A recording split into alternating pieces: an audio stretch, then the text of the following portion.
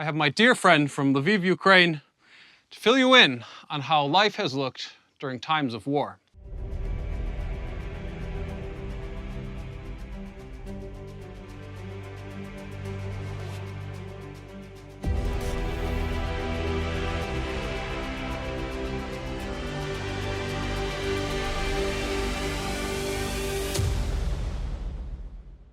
Hello, nice to see you, and we are super grateful that you are showing us around your areas in Poland. So we just today crossed the border from Ukraine. I'm originally from Lviv, it's the largest city nearby, just across the border in western Ukraine. My name is Orest, and I visited over 120 countries around the world so far.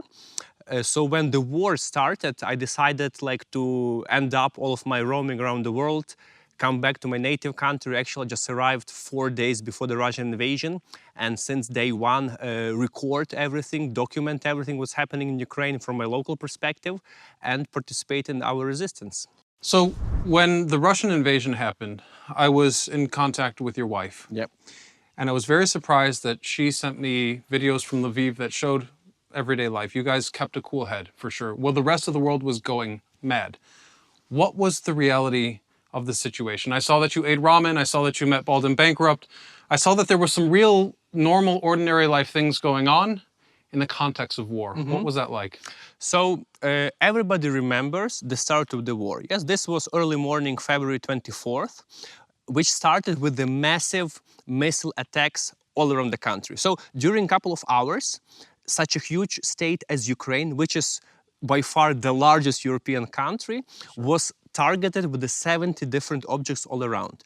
And once you have this kind of massive, at one moment, invasion, supported by the land actually crossings into the border, you start feeling very afraid.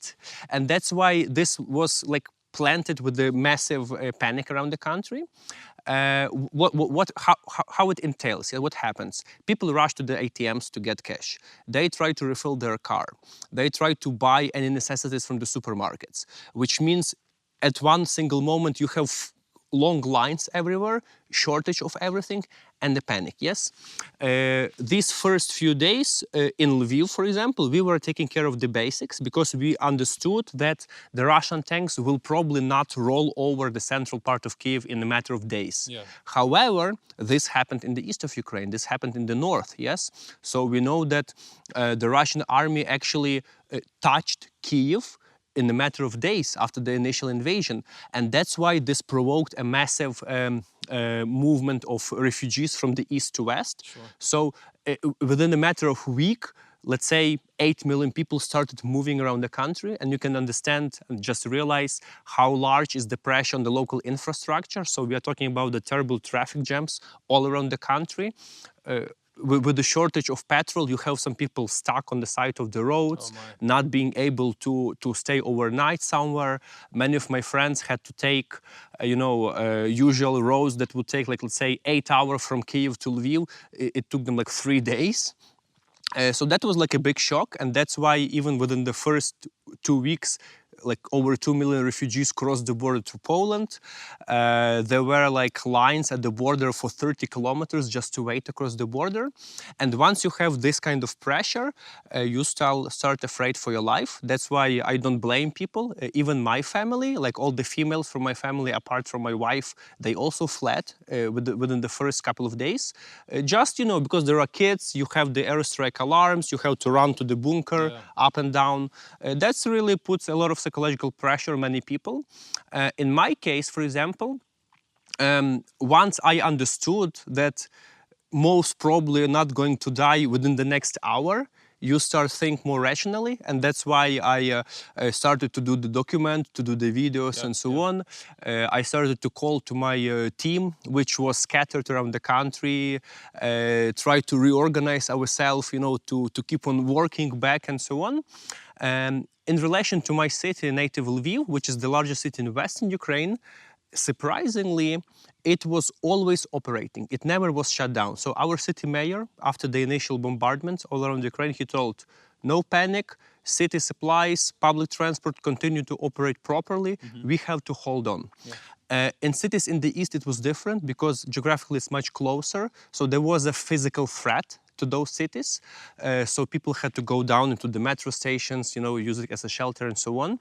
But in our city, it was fine. So first couple of days were kind of messy and quiet.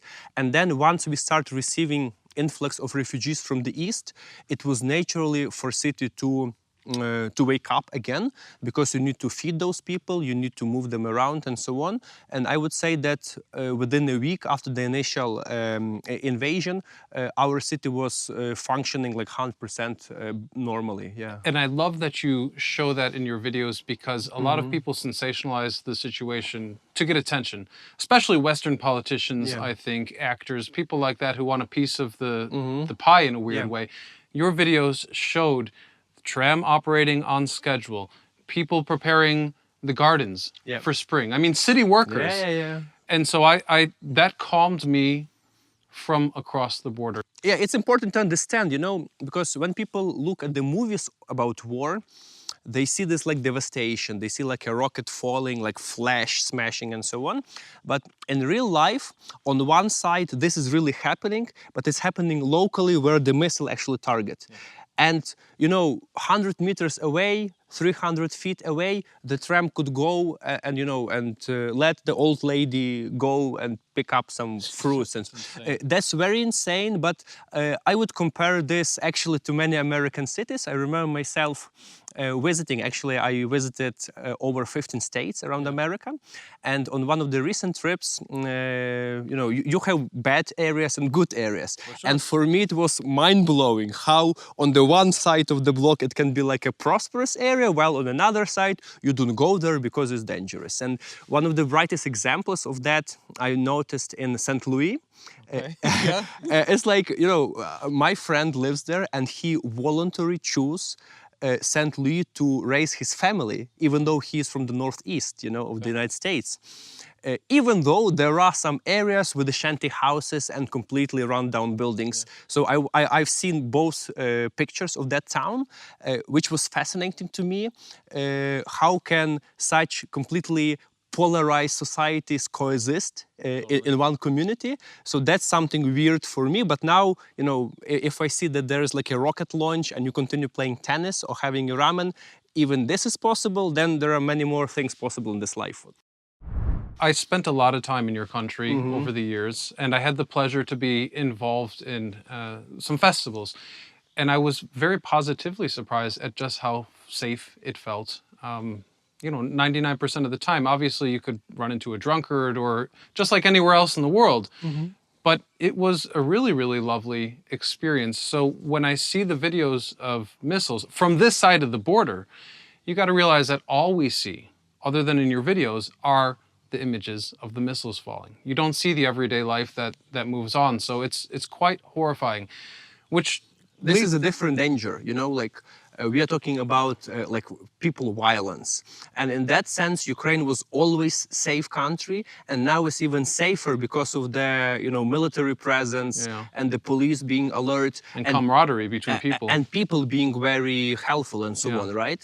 But once you have the artillery attack, then nothing can save you, No, but you saw missiles fall, no? Can you explain for our viewers what that was like, what you saw, and what your reaction was?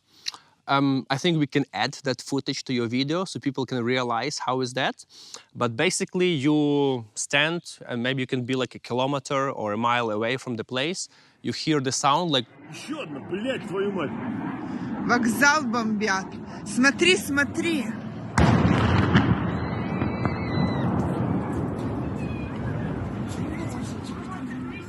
And then you see like people trying to run around. They think maybe there was another missile, so you would rather like look for a shelter and so on. So that's it's scary because it's completely like stops your normal existence, right? But from the statistical approach, I understand that it's very unlikely that I can be hit by one of those long-range missiles, as opposed to people who live in the cities that are under siege. Yeah, so the biggest devastation, destruction, what we see, it's only possible to do once the artillery approach like the target to let's say 15, 20 miles. From there, they can reach with a huge volume of many machineries, right? Because those long-term missiles, they are so expensive that only they're used to target particular strategical military objects, yes? Yeah. Obviously, like we see cases in Kiev, we see even in Lviv, the civilian object was targeted, but that doesn't give that massive scale to to flatten like entire neighborhoods. So the biggest danger is once the land army approaching, then they do some really serious damage. Yeah.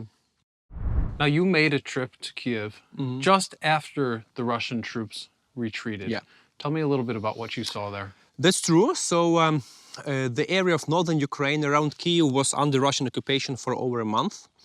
And once they understood they are not able to take over the capital, they simply retreated behind the border. And I was among those people who visited those liberated areas within a matter of days after they retreated. Well, I've seen all the horrors you guys see on TV. I've seen it in real life. So, nice. Yeah, it means that like you see the destruction of area, buildings all around you.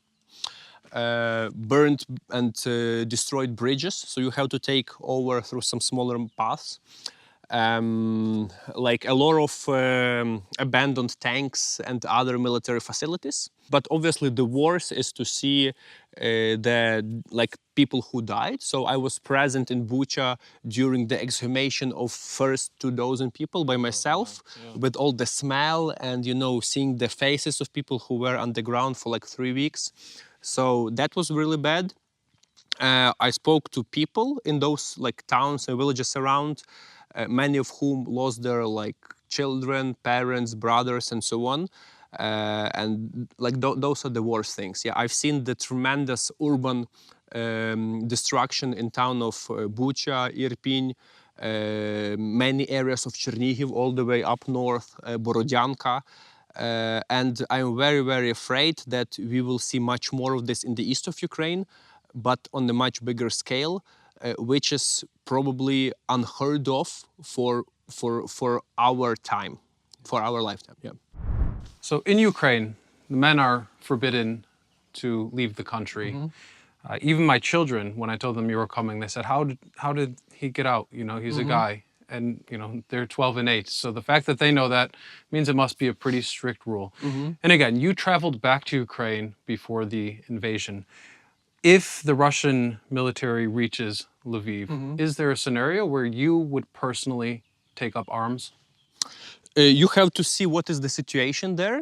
I voluntarily came back to Ukraine 4 days before the war, right? Which was my absolutely voluntary and intentional decision, even though everybody from my group didn't board the plane and persuade me not to do so. So this is important stuff. Secondly, once the war started, we have to understand that there are different fronts of the war. Nowadays, especially what we see in the war in Ukraine, is not only about tanks and bullets. It's about the IT, it's about media, it's about logistics, it's about all the other possible types of supply. So when the war actually broke up, first of all, I took my military ticket and I went to the military office because everybody was called and they had to be told. And then there are different levels of inscription. I'm in one of the last ones. So they told me okay, you go and if something we call you. They never called. But then of course I was not just sitting and so on. I took active participation on the media front, we call it, yes. So I completely reorganized my previous media and consulting business, which was around Ukraine, and we reorganized our team towards reaching the global society and global audience. Yes. So we are improving, we continue testing, and that is the way where I see I can make the biggest impact, because that tool, the media, gives me leverage. For example, I was in the small village around Chernihiv, all the way up in the north. And there was a town called Novoselivka. dozens of missile attacks just in the village, only civilians. It's like it looks like, sorry for comparison, but it looks like Bolognese, like as far as you can see. Terrible, terrible stuff. And what I could do, I could stay there with the weapon and seeing the missiles. I could drive there with one truck, land food, or I can record this, upload, and feature the local NGO that is able to receive different aid from all around the world and do much better job on the field. Yes. So I see in my media activity, I see the leverage and the way how I can impact much larger that I would do is with other means that I could be permitted to do, because nobody is going to give me, fly the plane or shoot the like the tank or the Gobies, right? So you have to understand that it's not the war as used to be in the 19th century, that you fight wall against wall of people. Yeah, it's very different, and the process, to get engaged is also different, right? Yeah. So in this particular situation, I see that this is the biggest possible participation I can do. But I tell this from now, this kind of perspective. If the war comes all the way to my doorstep, and it is kind of already on the doorstep, yeah, I'd say. I don't know what I would do in those situations, but we'll see. Hopefully, I will not have to take the decision. So this is the first time you've been out of the country since the war broke out. In fact, these are the first hours of your first trip abroad. You received special permission. Yeah. About 5 kilometers behind the camera are 5,000 American troops, heavy military equipment. You can see them patrolling the roads around here constantly. Okay. Sometimes helicopters flying. Yeah, we are close to Ukraine, right? That's the point. What do you feel to be on the other side of that line? So, first important to tell what are the conditions to leave. Yeah, so people don't, because many people could think like, oh, he is running away and so on. No, guys, I am going to participate in the 2 international conferences in Croatia, where I gather aid actually to Ukraine, and I deliver some humanitarian aid from Italy and so on. And that's actually the reason. Yeah, so in certain situations, when there is particular reason that you help the war, they can let you leave. For example, there is sports events happening, right? So sportsmen are allowed to leave to compete. Like in my case, the representation staff is also. The drivers of the trucks are allowed to leave and so on. Yeah? But you need to have the legit reason to do this. And obviously, you have to come back, yeah? So somebody could just stay, but it's not like myself, and I don't want to go low trying to persuade someone that I'm not running away. Like, why I would even do this, right? Yeah. I'm a traveler, I have visited over 120 countries around the world, and freedom for me, as for many other people around the world, obviously, is the greatest asset, the greatest value. So even like psychologically down in the middle of your heart, knowing that you're not able to leave whenever you want, puts a pressure on you.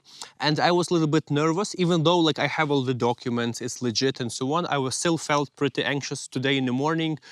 Are they going to ask me, question me, where do I go? Maybe they will turn me around and so on. So it was like a stressful morning, just having the fantasy of things what could happen.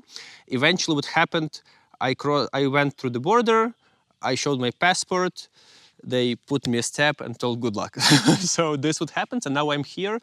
I could tell that I can breathe more fresh now, yes. And also, often in life, people try to visualize much more serious consequences than they really are. And once you are behind this step, you're like, why would even I worry about this? So this is kind of the feeling I have now. And now once I done it, and I know that if I do everything properly and I deliver a result with the aid, I will be able to continue doing so. Wonderful. But do you feel safer being on the other side of those soldiers? No. In terms of life threat, I absolutely don't feel safer, because I couldn't tell I felt unsafe back at home. Amazing. Amazing. I thank you for the time that you had me over to your home for dinner. And I want to use that as a pretext for all of our viewers to know that as a kind of ambassador, at least on our channel, to the people of Ukraine, we should support him by subscribing to his channel. Ukraine is a beautiful country of beautiful people. I love it very much. Your president recently said something along the lines of there being very little, if not no, cultural or physical distance between Ukraine and Poland. And as someone who became a Polish citizen, I was actually flattered by that statement from your president because I think Ukraine is such a beautiful place. And in a way, I wish to be a part of it. So thank you so much for the interview. Absolutely, Love you, man. like, yeah, Take yeah. care, okay? Good luck, thanks for the invitation. And you guys, easy to contact me once you decide to come to Ukraine. Don't hesitate, I'll be more than happy to have a coffee with you or show you around. He's serious. Yeah.